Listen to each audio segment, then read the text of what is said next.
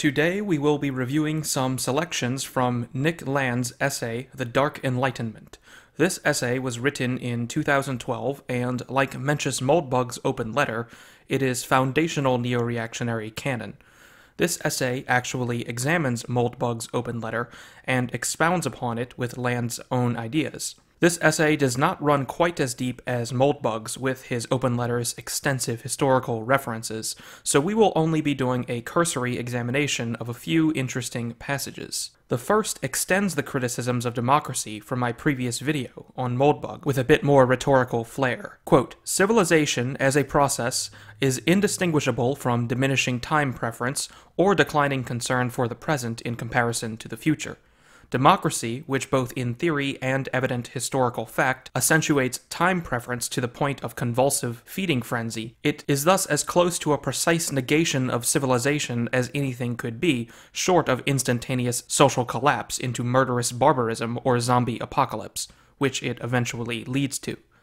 As the democratic virus burns through society, painstakingly accumulated habits and attitudes of forward-thinking, prudential, human, and industrial investment are replaced by a sterile, orgiastic consumerism, financial incontinence, and a reality television political circus. Tomorrow might belong to the other team, so it's best to eat it all now." End quote. The last bit here is exceptionally relevant, but let's just rephrase Land's entire passage to ensure the successful transmission of its meaning in auditory form. Land is noting the fact that in democracies, because there is no guarantee that your team will remain in power, or in fact ever be in power again, there is reason to trample your way through implementing whatever goals you may have as quickly as possible before the other guys get into power.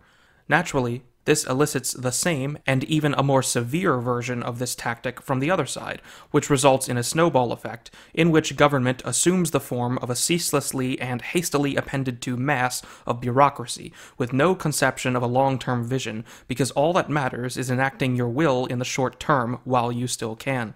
This is how we see legislation like the Patriot Act passed, even though it is obvious to any thoughtful onlooker that at some point the other side will have access to the same powers. Indeed, this is precisely what happened. Obama enthusiastically made use of this gift granted to him by his opponents, to the extent that people within his branch of government used their powers of surveillance against the Republicans. Ironic, considering that a Republican signed this legislation into law in the first place. This is simply one obvious example of how the managerial state expands indefinitely, or at least until its structure collapses under the weight of its zealous appetite. There is no reason to clean up after oneself, or even bother trying to significantly undo the results of a previous political party, when there is such immense impetus to move forward with your own plans as rapidly as possible. Before we continue, as I said, the last bit where Land describes society's politics as being replaced by, quote, "a reality television political circus," end quote, was particularly amusing given the literal instantiation of this concept in the 2016 election. Although the sentence was in no way predicting the actual emergence of a reality television star into politics, I nevertheless find that when I read sentences that so precisely capture forthcoming events, it makes the words all the more compelling. Next, we will look at another passage on the results of irresponsible policies produced in liberal democracies. Quote, "As liberal decency has severed itself from intellectual integrity and exiled harsh truths, these truths have found new allies and become considerably harsher.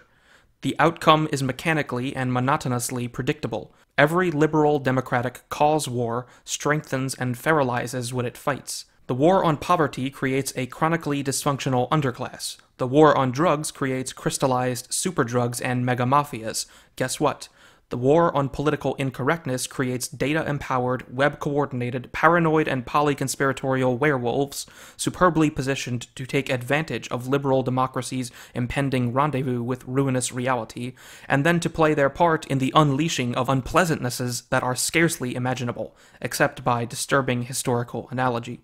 When a sane, pragmatic, and fact-based negotiation of human differences is forbidden by ideological fiat, The alternative is not a reign of perpetual peace, but a festering of increasingly self-conscious and militantly defiant thought crime, nourished by publicly unvowable realities and energized by powerful, atavistic, and palpably dissident mythologies. That's obvious on the net." End quote. What Land is referring to here is the fact that the cause war against the social lepers of the right is creating a more jaded, more cynical, more ruthless, and ultimately more powerful cabal that will inevitably lash out in escalating extremity. Years after Land's writing, this effect of course produced the mimetic warriors who helped propel President Trump into office, and this of course is only the beginning of what the denizens of the internet have in store for their censors. Land will have a related point on this later, when he speaks of obnoxious people, but in the interest of maintaining continuity, we will review a preceding passage first. Quote, "In much of the Western world, in stark contrast, barbarism has been normalized. It is considered simply obvious that cities have bad areas that are not merely impoverished, but lethally menacing to outsiders and residents alike. Visitors are warned to stay away, whilst locals do their best to transform their homes into fortresses, avoiding venturing onto the streets after dark, and, especially if young and male, turn to criminal gangs for protection, which further degrades the security of everybody else.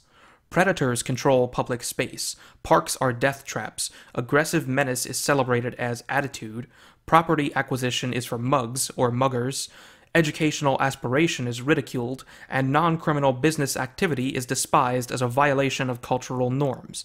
Every significant mechanism of socio-cultural pressure, from interpreted heritage and peer influences to political rhetoric and economic incentives, is aligned to the deepening of complacent depravity and the ruthless extirpation of every impulse to self-improvement. Quite clearly, these are places where civilization has fundamentally collapsed, and a society that includes them has to some substantial extent failed. Within the most influential countries of the English-speaking world, the disintegration of urban civilization has profoundly shaped the structure and development of cities. In many cases, the natural, one might now say Asian, pattern in which intensive urbanization and corresponding real estate values are greatest in the downtown core has been shattered, or at least deeply deformed. Social disintegration of the urban center has driven an exodus of the even moderately prosperous to suburban and ex-urban refuges, producing a grotesque and historically unprecedented pattern of donut-style development, with cities tolerating, or merely accommodating themselves to, the ruined and rotting interiors where sane people fear to tread. Inner city has come to mean almost exactly the opposite of what an undistorted course of urban development would produce. This is the geographical expression of a Western, and especially American, social problem that is at once basically unmentionable and visible from outer space." End quote. What Land is discussing here is the perverse acceptance of the degenerated conditions in Western cities. The concept of bad neighborhoods is simply something that Westerners, especially Americans, presume to exist and understand regardless of which cities they find themselves in. However, when one actually ponders this circumstance, the absurdity of this state of affairs is revealed. How can people so easily tolerate the presence of deadly areas in places that are supposed to be the height of civilization? The answer involves some degree of social conditioning and some degree of political correctness. When donut-style cities are the norm for decades, and people have lived around this problem for their entire lives, it is not surprising that people devote little cognition to recognizing it. When one does, it is immediately recognized as being described by another term, as Land describes. Quote, "Surprisingly, the core-crashed donut syndrome has a notably insensitive yet commonly accepted name, which captures it in broad outlines, at least according to its secondary characteristics, and to a reasonable degree of statistical approximation: white flight. This is an arresting term for a variety of reasons. It is stamped, first of all, by the racial bipolarity that, as a vital archaism, resonates with America's chronic social crisis at a number of levels. Whilst superficially outdated in an age of many-hued multicultural and immigration issues, it reverts to the undead code inherited from slavery and segregation, perpetually identified with Faulkner's words, quote, "The past is not dead. It isn't even past." End quote. Yet even in this untypical moment of racial candor, blackness is elided and implicitly disconnected from agency. It is denoted only by illusion as a residue, concentrated passively and derivatively by the sifting function of a highly adrenalized white panic. What cannot be said is indicated even as it is unmentioned. A distinctive silence accompanies the broken half-expression of a mute tide of racial separatism, driven by civilizationally disabling terrors and animosities whose depths and structures of reciprocity remain unavowable." End quote. The framing of the bad areas or Donut City problem as a racial problem immediately arrests any possibility of reasonable discussion. Even dissecting the term white flight, as Land did above, would not be advisable to do in polite company. Through this racial filter, which is applied so liberally in the modern world, any hope of remedy is dismantled by the descent of discourse into Stygian polemics. For this reason, as modernity continues to burn through the foundations of civilization, we can expect to see not only a horizontal expansion of the bad areas into new areas, but a vertical descent within these areas themselves, becoming progressively worse until the very concept of civil society within them collapses entirely. This will produce zones of anarchy that will either be quarantined, this is unlikely to succeed, or they will bring down the surrounding vestiges of civilization with them, this is probable. We have already seen the first signs of this. One could simply point to places like Detroit and Chicago, but we can actually look at specific examples. In August 2016, rioting ensued for several days in Milwaukee in response to a fatal shooting by the police. These riots carried with them the racial character of the Donut City problem. This is not an aberration, but a pattern that will continue in future riots. It is said by the historically ignorant that we live in a time of unprecedented division, but one needs only look back a few decades to recall the much higher degree of rioting and terrorism that occurred in the 1960s and 1970s to cure oneself of this fallacious thinking, and to realize just how much more social cohesion can break down. The speed of communications can facilitate this destruction and propagate the virus of bad areas even outside of the most unstable cities. A mere 1 month prior to the aforementioned riots, one may recall the shooting of police officers in Dallas. This was an explicitly racially motivated act, with the culprit having the specific goal of killing white people and white police officers, which is a very targeted attack against order itself. This type of terrorism is akin to the bombings of the 1970s, and we can also expect to see similar attacks as the inner cities collapse into chaos. Unfortunately, pointing all of this out relegates you to being one of the obnoxious people who simply can't stop themselves from pointing out facts. As Land says, quote, "The history is damning. Sociables have always had it in for the obnoxious, often declining to marry or do business with them, excluding them from group activities and political office, labeling them with slurs, ostracizing and avoiding them. Obnoxiousness has been stigmatized and stereotyped in extremely negative terms, to such an extent that many of the obnoxious have sought out more sensitive labels, such as socially challenged or differently socially abled.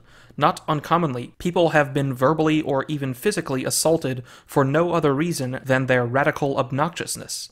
Most tragically of all, due to their complete inability to get on with one another, the obnoxious have never been able to politically mobilize against the structural social oppression they face, or to enter into coalitions with their natural allies, such as cynics, debunkers, contrarians, and Tourette syndrome sufferers. Obnoxiousness has yet to be liberated, although it's probable that the internet will help." End quote. Indeed, to some degree it has helped, but there are many of these obnoxious people under public scrutiny and subjected to ostracization today. Some of them are the MAGA hat-wearing Trump voters, some of them are Brexiteers, some of them are populists, some of them are reactionaries. All of them are treated as the black sheep of polite society, stains on the pure white cloth of civilization to be scrubbed out in the name of progress. This abuse, as described by Land, is slowly escalating society to a breaking point. As mentioned earlier, the internet is providing an alternative mode of association for these shunned people, and they are preparing to strike back against progress after decades of disorder. The big tech firms are right to be concerned about the dangers of free speech on the internet, at least from their perspective. There is a perfect storm brewing on the right, consisting of a decentralized network of increasingly angrier and more radical agents. The eventual clash between reaction and progress will be a spectacular conflagration if the fundamental divide between the two groups continues to widen, and all signs point to this being the case. With that, we will end our small tour of Land's essay, and move on to other topics in the next video. Thanks for watching.